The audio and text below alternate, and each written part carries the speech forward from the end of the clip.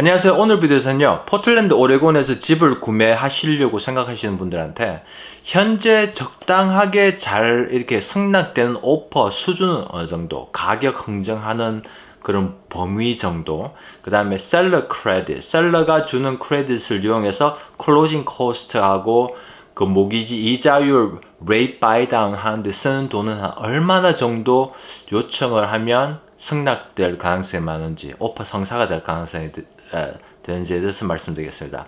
안녕하세요. 미국 부동산 코리안 리얼터 포틀랜드 오레곤 션입니다.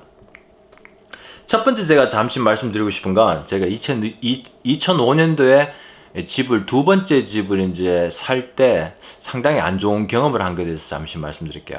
그때 제가 부동산 시작하기 전이었죠. 제가 2008년도에 시작했기 때문에 2005년도에 이제 미네소타에서 이쪽으로 포틀랜드로 이사를 왔는데 이제 쌍둥이 있죠. 애들 상당히 어렸을 때요. 그 친구 집에서 이제 머물면서 집을 빨리 사긴 사야 되는데, 그래서 이제 에이전트 한 명하고 일했는데 이 아줌마는 계속 이상한 동네만 우리를 데려다 다니고 집도 잘 안 보여주고 그래가지고 해고하고 이 사우트 웨스트 쪽에 있는 멀티노마 빌리지 그쪽에 있는 에이전트 한 명을 찾아서 같이 일을 했어요. 근데 우리가 집을 찾은 게 거의 한 10개월 동안 안 팔렸던 집이고, 집도 경사도 많이 져 있고 땅도 경사져 있고 그래가지고 집이 안 팔리는 집이었는데, 빨리 사야 되고 해서 어쩔 수 없이 그걸 이제 살려고 했는데, 그때 당시에 저희가 이제 그게 이제 두 번째 집이었죠. 그러니까 미네소타에서 집을 한 개 샀고 그거 팔고 이쪽으로 와서 사는 약간은 경험이 있어서, 이게 집이 한 10개월 동안 안 팔린 집이니까 가격을 좀 낮게 해서 오퍼를 넣어도 괜찮을까요? 그렇게 하니까 그 에이전트가 지금 마켓에선 그렇게 해서 낮게 오퍼 넣으면 안 돼요. 그러는 거예요. 그 집사람은 저도 이렇게 좀 오퍼 놔도 좀 낮게 한 만 불이라도 깎으면 안 돼. 그래도 안 된대요. 그래서 집은 빨리 사야죠. 그래서 그냥 그 사람 말도 그렇게 했죠. 근데 그 에이전트가 조언해 준 게 완전히 지금 보면 완전히 잘못된 거였어요. 왜냐면 마켓도 주춤하던 상태였고 집도 10개월 동안 안 팔리는 집을 왜 돈을 낮게 오퍼를 못 넣게 했는지 지금 생각해도 짜증납니다. 정말 짜증나요. 그래서 그때 당시에 제가 이제 그 라이센스 받고 난 다음에 가격 조사를 해봤을 때 거의 한 10%, 돈으로 따지면 거의 한 3만 불 정도, 한 3만 5천 불까지 손해를 봤던 것 같아요. 그때 집값이 한 20한 5만 불 때 집을 그때 20한 2만 불, 23만 불에도 살 수 있었던 집을 20한 6만 불 주고 샀던 것 같아요. 네. 그래서 그렇게 당하고 난 다음에 내가 에이전트가 되면 그렇게는 하면 안 돼. 그렇게 마음을 딱 이렇게 다짐하고 일을 시작했어요. 2008년도에. 그래서 지금 생각해도 많이 짜증나는데 화도 나고 그러지만 그거를 미리 말씀드리고 싶고요. 그 다음에 지금은 이제 2026년도에 거의 21년 지나고 난 다음에 집값도 거의 한 3배 뛰었죠. 그때 비해 봤을 땐. 그래서 어떤 오퍼가 가장 적합한 오퍼 성사가 될 확률이 높은 오퍼를 넣을 수 있는지에 대해서 일단 말씀드리겠습니다. 이게 첫 번째 아셔야 될 것, 2005년도 때처럼 마켓이 이렇게 많이 이렇게 주춤하고 있는 그런 상태. 그러니까 근데 어떤 동네는 빨리 팔리고 어떤 동네는 빨리 안 팔리는 동네가 있어요. 현재 2026년도에도 포틀랜드 동쪽 같은 경우에는 빨리 팔립니다. 거기 멀티플 오퍼도 지금 많이 들어오고 있는 상태고, 서쪽은 그렇지 않은 경우가 많아요. 그렇기 때문에 이게 동쪽하고 서쪽의 마켓이 완전히 다르기 때문에 정확하게 이렇다 말씀을 드릴 수는 없지만, 예를 들어서 이제 서쪽만 말씀을 드리면 서쪽에서 집 팔리는데 한 60일 정도 걸려야 팔리는 동네다. 그렇게 봤을 때 그런 어떤 current market condition, 현재 그 마켓 컨디션을 잘 알고 있는 상태에서 어떤 오퍼가 적합한지가 답이 나오겠죠. 그걸 모르면 답이 안 나오죠. 두 번째 아셔야 될 건 집을 팔려고 하는 집 주인이 왜 집을 팔려고 하는지, 어디로 이사를 갈 건지, 이게 뭐, 그러니까 예를 들어서 직장이 바뀌어서 이제 타주로 가는 분들은 어떻게 보면 집을 팔아야 되는 어떤 조건이 더 심한 거죠. 그죠? 그 다음에 뭐, 다운사이즈 하는 분들, 큰 집에서 작은 집으로 가는 분들은 그 모티베이션이 그렇게 크지 않다고 볼 수도 있죠. 그래서 예를 들어서 이제 구매자 에이전트한테 그분들이 왜 파는지 좀 알아낼 수 있나요? 그래가지고 만약에 이제 구매자 에이전트가 셀러 에이전트한테 전화를 해서 그걸 알아내서 타주로 이사 간다는 걸 어떻게 알아냈다면 어떻게 보면 오퍼를 좀 낮게 넣어도 가능하다 이렇게 보여지는 거죠. 그죠? 그러니까 그런 데이터 포인트, 그 셀러가 왜 팔아야 되는지, 얼마나 빨리 팔아야 되는지 그런 거 조금이라도 알게 되면 그 적합한 오퍼 자체의 범위가 늘어날 수 있잖아요. 그죠? 네. 그런 것도 생각해 보셔야 되고, 또 한 가지 이제 리스팅 에이전트가 마켓을 어떻게 이해를 하고 있는지. 만약에 리스팅 에이전트가 동쪽에서 일을 많이 하는 에이전트가 서쪽에 집을 팔고 있는 상태에서 동쪽 마켓이 많이 바쁜 걸 알고 있는 그 전제로 서쪽도 그런 줄 알고 이렇게 의사소통하는 에이전트라면 이야기가 좀 힘들 수가 있어요. 왜냐하면 이 에이전트는 동쪽에서 집 빨리 팔리는 거 계속 보고 있는 상태에서 서쪽도 그러겠지 그러는데 한 60일 동안 집이 안 팔린다. 그러면 이 에이전트도 좀 헷갈리고 있는 경우일 수도 있어요. 네. 그래서 그런 경우, 그런 어떤 정보, 그 다음에 집을 판 그 경험, 그런 거에 따라서 그 에이전트 의사소통하는 방식이나 범위 자체가 달라져요. 그래서 그런 걸 읽을 수 있게 되면 더 많은 데이터 포인트를 받을 수가 있죠. 구매자 입장에서. 그 다음에 또 한 가지 보셔야 될 건 그 시세. 시세라고 하면 현재 보편적인 평균적으로 팔렸을 때 가격이 어느 정도 되면 그 어프레이저 가격 정도하고 비슷하게 그렇게 되는 그 시세 자체에서 즉 리스팅 프라이스가 얼마만큼 이렇게 가까운지 아니면 떨어져 있는지에 따라서 달라져요. 예를 들어서 70만 불짜리 집이 있다. 그게 이제 시세인데 마켓에는 80만 불에 내놓게 되면 집 보러 오는 사람도 많이 없을 거고 집도 한 60일, 90일, 100일 안 팔리는 경우도 있고 에이전트도 많이 지쳐 있고 그 판매자도 많이 지쳐 있는 그런 상태라면 80만 불짜리 오퍼 내는 거는 손해를 보는 거죠. 근데 70만 불에 내면 이 사람들이 그까지 흥정을 할까요? 할 가능성이 없어요. 왜냐하면 이 사람들은 77만 5천 불의 가격 다운해서 마켓을 이제 마켓 온도를 책정할 수도 있고 75만 불까지 내려가지고 마켓 온도를 책정할 수도 있고 72만 5천 불에 나눠서 마켓 그 가격 하락할 단계가 지금 한 3개 정도 있는 상태에서 10만 불을 깎아주는 사람은 없어요. 그래서 만약에 이게 80만 불이 있는데 77만 5천 불까지 가격을 안 내추는 상태에서 오퍼 70만 불짜리 그거는 시간 낭비밖에 안 됩니다. 보편적으로. 네. 그래서 이제 그 범위가 있어야 되고 이제 일이 성사가 될 수 있는 가능성이 있는 범위 내에 있다. 예를 들어서 75만 불에 지금 내놨다. 그 시세에서 한 5만 불 차이 나는 정도에는 일이 성사가 될 가능성이 있어요. 72만 5천 불이 이제 딱 중간이죠, 그죠? 그래서 한 73만 불, 73만 5천 불.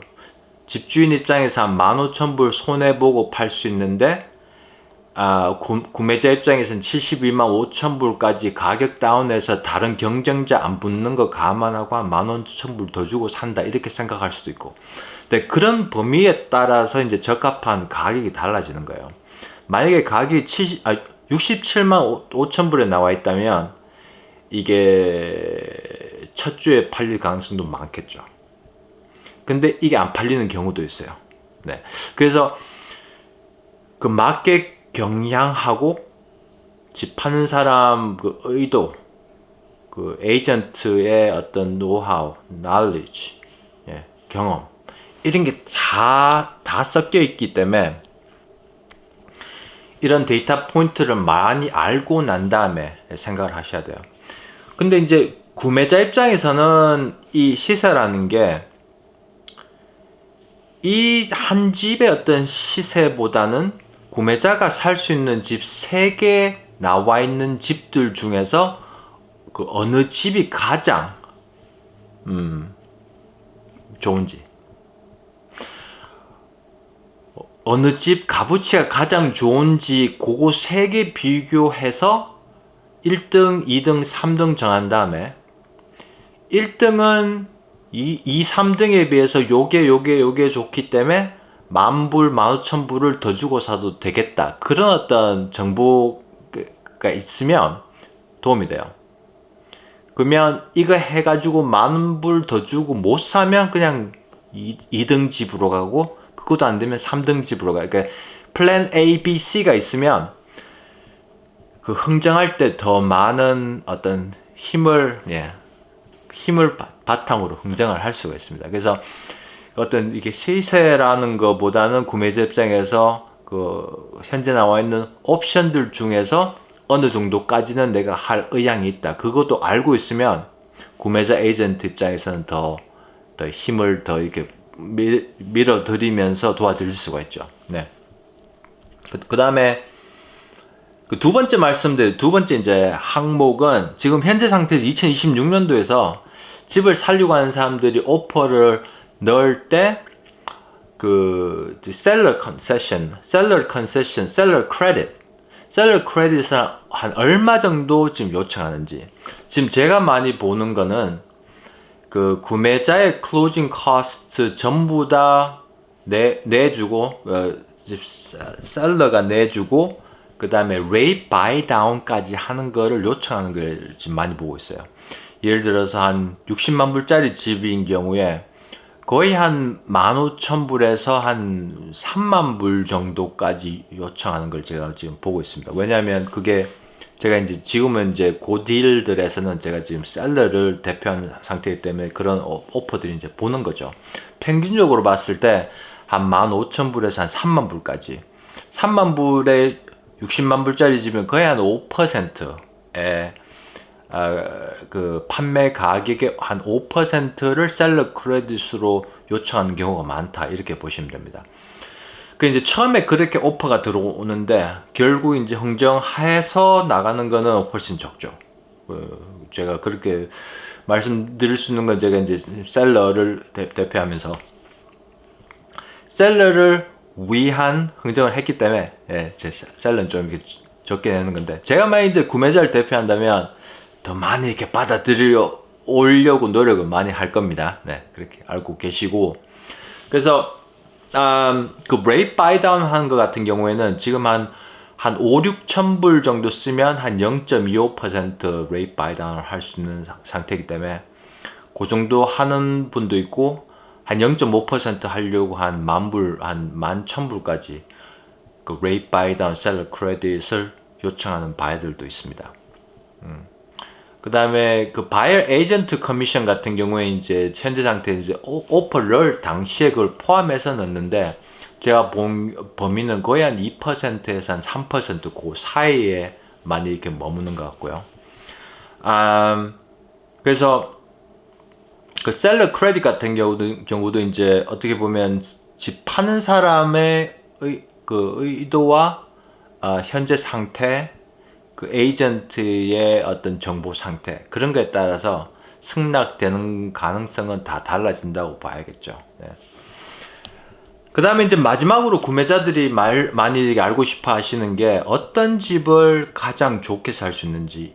이건 어떻게 보면 개인적인 그 어떤 원함에 따라서 다 다른데, 저 같은 경우에는 이제 구매자를 처음 만나면 최소한 1시간 정도 그냥 앉아서 이야기를 해요. 이야기를 해서 제가 질문사항을 많이 던져보면 그 구매자분들이 이제 원하시는 거, 꼭 사야 되는 어떤 뭐 집, 그죠? 구조 같은 거, 그 다음에 가격, 왜 사야 되는지 그런 게 다 저한테 말씀해 주시고 나면 제가 이제 additional brain, 그 뭐라 그러죠? 추가적인 두뇌를 제가 이용을 해서 집 찾는 법, 그 다음에 집 그 매물 나온 것 중에 이런 집들은 좋아하시는 집들에 잘 안 맞는 집이기 때문에 제가 그거는 시간 낭비도 하지 마세요. 그렇게 말씀드립니다. 네.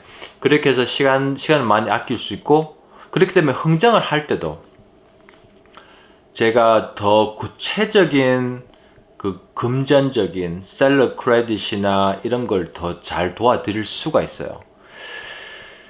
왜냐하면 제 이제 에이전트 입장에서 이런 집을 원하시는데 제가 보면 그런 집이 나올 확률이 1년에 한 두세 개밖에 없다. 두세 개 집밖에 없다. 그렇게 되면 그렇게 제가 조언을 드리고, 그렇게 되면 오퍼 판매 가격이나 셀러 크레딧에 바뀌는 범위도 달라지겠죠. 왜냐하면 이 구매자 입장에서 이 집을 못 사게 되면 다음 집을 살려면 또 한 4, 5, 6개월을 더 기다려야 되는 상태가 되고, 이 집이 정말 마음에 드는데 이제 그 정보하고 그 집 주인 정보하고 제가 종합을 해서 윈윈 그 오퍼가 성사가 될 수 있는 범위를 찾는 게, 그게 어떻게 보면 구매자 에이전트의 작업 중에 가장 중요한 작업이 아닌가 저는 그렇게 생각을 하거든요. 네. 그래서 좀 개념적이라서 말씀으로 설명을 드리기가 좀 쉽지가 않은데, 특히나 제가 한국말을 좀 더 많이 해야 됩니다. 해야 되는데 이제 비디오를 만들 때 제가 한국말을 제일 많이 하는 것 같아요. 그래서 어떤 분들은 제가 이 멍청이 아니냐고 그 댓글 주신 분들 중에 제가 간혹 가다가 $1 million 그 100만 불하고 그 10만 불 그걸 좀 이렇게 섞여서 이야기하는 게 제가 그래서 그래요. 왜냐하면 원하고 달러의 그 숫자도 다르죠. 그 다음에 그 제가 100만 불, 1000만 불, 뭐 1억 이런 말을 잘 안 쓰다 보니까, 왜냐하면 미국에서 집을 팔 때 그냥 1.2 million 그러지 이거를 120만 불 그렇게 하는 경우가 잘 없어요. 이게 한국 분들도 거의 다 그냥 1.2 그럼 이해를 하시거든요. 그러다 보니까 제가 좀 멍청이처럼 말씀이 들릴 수 있겠지만, 네. 제가 왜 이야기를 꺼낸지 제가 그 한국말 잘 안 하는 거네. 그래서 아무튼 집을 현재 2026년도에 포트랜드에서 살려고 하시는 분들이 있으면 저한테 연락을 주시면요, 제가 좋은 집 찾는 법, 그 다음에 이런 모든 정보를 다 포함해서 흥정을 잘해드리는 법, 그 다음에 뭐 이렇게 셀러 크레딧, 물론 집 검사할 때 제가 볼 수 있는 부분도 제가 다 조언을 해드릴 수도 있고 해드릴 수도 있고, 이게 결론적으로는 제가 만약에 집을 도와드려서 집을 구매하신 분이 10년 후에 집을 팔아야 될 때 그때 돈 많이 벌 수 있게끔 제가 도와드리는 게 제 잡이에요. 왜냐하면 처음에 말씀드렸던 것처럼 저를 대표했던 그 나쁜 에이전트 때문에 손해본 게 화난 거 제가 말씀드렸잖아요. 그 에이전트처럼 일하지 말자, 그런 걸 제가 정말 다짐하고 일을 하는 거기 때문에 제 개인적인 자부심을 보호하는 게 어떻게 보면 제 구매자의 가장 혜택을 많이 보호해 드리는 게 제가 정말 기분 좋게 해주는 제 개인적으로. 오늘 좀 한국말이 좀 잘 안 되는 거 양해해 주시기 바라고요. 궁금하신 사항 언제든지 전화 주십시오. 503-515-4499입니다. 봐주셔서 감사하고요. 좋아요, 구독해 주시면 감사하겠고, 다음 비디오 뵙겠습니다. 안녕히 계십시오.